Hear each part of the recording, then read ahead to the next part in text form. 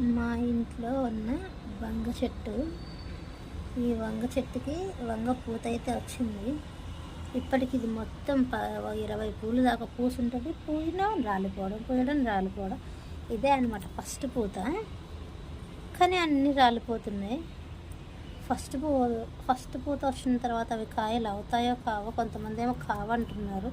అవుతాయో కావో మాత్రం తెలియదు. ఎన్ని పూలు అంటే ఇట్లా ఇవి కొంచెం చిన్నగా ఉన్నాయి, పెద్ద పూలు కూడా వచ్చి అన్నీ రాలిపోయినాయి అన్నమాట. ఇవైనా కాస్తాయో లేకపోతే ఇవి కూడా రాలిపోతాయో తెలియదు. చెట్టు మాత్రం ఇంతదే చిన్నదే. నల్ల వంకాయలు కాదు, ఆంధ్రాలో దొరికే తెల్ల వంకాయలు, బాగా టేస్టీగా ఉండే వంకాయలే. కానీ ఇదేమో కాయట్లేదు. చూద్దాం. దీని ఆకులంతా ఇలా అయిపోతే మొత్తం గిల్లేసాము. దీనివల్ల ఏమైనా కాయట్లేదు. ఎవరికైనా తెలిస్తే ప్లీజ్ చెప్పండి.